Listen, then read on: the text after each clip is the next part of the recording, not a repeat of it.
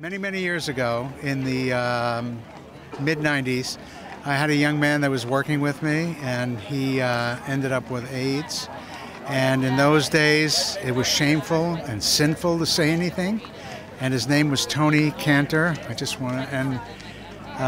dedicate my rides to him. And he didn't even want to tell anybody. I would have to call him every day. He moved to Philadelphia. I was in Southern California.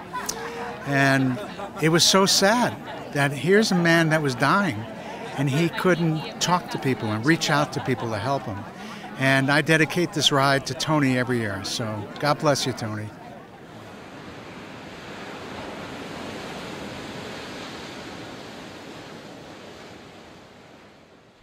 Good morning. The journey on which we're about to embark will change us all in profound ways. But even though AIDS LifeCycle unites us, someone very important to us will not be along for this ride. From the back of the room, members of the Positive Peddlers, carrying our dedication flags, advance towards the stage. Behind them is a bicycle. It has no rider. This riderless cycle represents people who cannot take this journey. HIV has transformed all of our lives. We have suffered so much, but we have also banded together in a spirit of compassion, dignity, and hope. No, you will not be forgotten.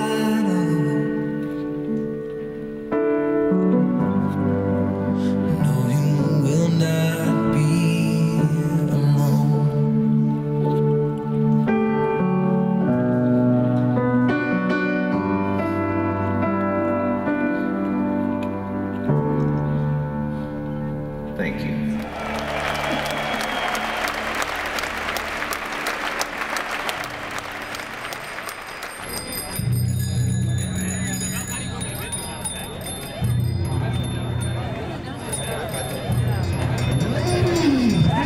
Ladies and gentlemen, today's LifeCycle 10 is officially underway.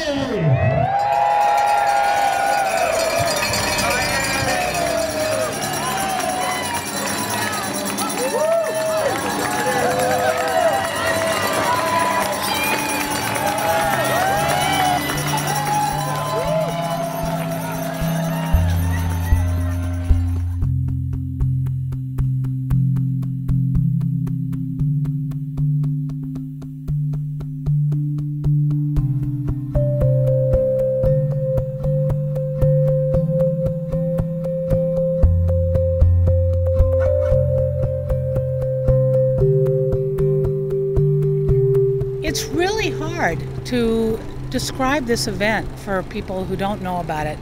I would say to them, this is an opportunity to come together and raise money for the fight against AIDS, but in the process, there is a phenomenal community that develops, and it's going to take people of every different kind, every race, every gender, every age, every sexual orientation and HIV status, coming together and being focused on one single goal, and that's ending the epidemic. Well, we leave San Francisco, about 2,500 riders, about 650 roadies who are the support team. So you basically have about 3,100 people going down the coast day by day, camping every night. This is not a luxury accommodation. Camping at night and riding sometimes over 100 miles a day on your bicycle. We're going to raise over $13 million this year, set an all-time record in terms of amount raised. And that money then will be going to the LA Gay and Lesbian Center and the San Francisco AIDS Foundation for our HIV and AIDS prevention programs, treatment programs, care programs, research, advocacy, everything with regard to fighting this pandemic. If we didn't have this ride, we would have to turn people away from our services. Pure and simple, people would die. Sleeping in a tent. I think this is the first time I've spent 6 nights in a tent since Boy Scouts, back when I was a teenager. And I think that's the biggest hardship. Probably not going to get 8 hours of sleep a night. Camping's great. I didn't know my tent person, my roommate, and they were awesome. A little uncomfortable getting up in the morning. You just want to stay in the covers. But other than that, once you get out rolling, you're fine. I think you're excited to get out there and get back on the bike, get on the road, and see the scenery. I mean, Central California is amazingly beautiful.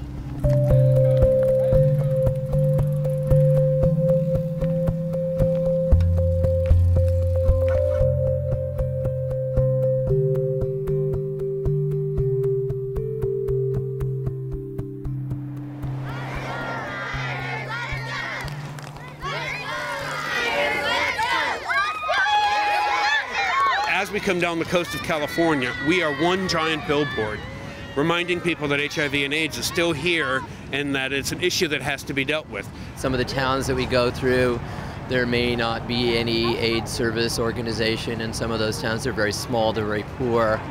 And we bring some sort of, for those people there who are living with HIV or know people who are living with HIV, we sort of carry a message of hope for them. It's a lemon cookie dipped in chocolate with powdered sugar. It's really good. Okay, let's get 4 of those. Okay. This is to raise money for field trips like the Ravine Water Park, the Melodrama. We go to San Lucas and we do volleyball and basketball games. We do tournaments and stuff. It's pretty fun. This is my second time where they've been here, and the double cheeseburgers, it's great to be giving back to community and also bringing awareness to these kids that might not have this kind of exposure. Ryder Cup? Yep. I've really been doing this since, since I was in first grade. I only did it a couple times. Glen Ireland? Of course, I like your shirt. I think a lot of times HIV and AIDS is masked because of the progress we've made in terms of medicine, that people are living longer. Just because it's possible to live with AIDS for a long time does not mean it's something to be dismissed as something that's no longer significant or important. People continue to get infected every day. People continue to die every day from this disease. But the rate that people are contracting it, and again, especially in the Black community, it's crazy. It's a huge problem, and I think specifically for the Black community, it's a huge problem because we don't talk about it.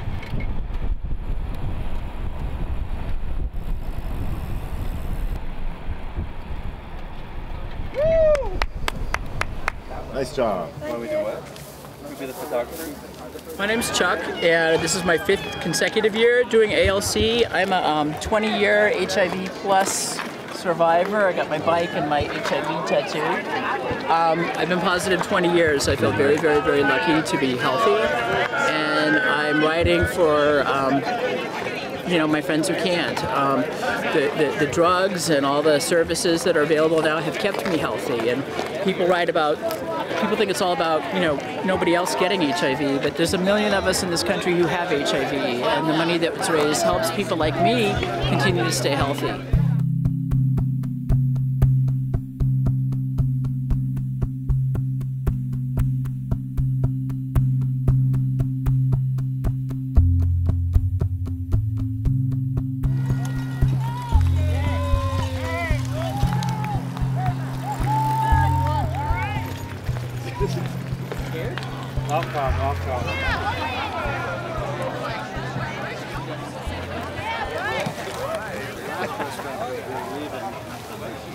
The logistics are insane. 3,000 people riding their bikes for 545 miles. Sounds crazy. It works like clockwork. You work hard, you work long. I had my doubts about the cohesiveness. Bunch of gay boys, bunch of bossy lesbians, but you know what? This is a team, and everything that I've ever done pales in comparison to getting AIDS LifeCycle done. The ride so far has been amazing. There's been some really scenic stuff. I definitely say the hills are challenging, but you get to the top and you feel like, holy shit, I just did that. It feels good. Feeling a little bit sore. Had a couple of tire blowouts on day 2, and getting really good at changing a bicycle tire. My butt hurts a lot. It's definitely difficult. The scenery helps, and then around every corner there's people cheering, so it makes such a big difference. There are people along the road who are cheering for us, and yesterday, the town of Bradley, all the kids were standing outside of their school and cheering us on. And it's hard not to realize how important what we're doing is. Pulling in is the best part, and you definitely feel like you're coming home. People stand outside and they're cheering you on. Everyone welcomes you, and it's awesome. It's so great. Yeah, right there in the first row.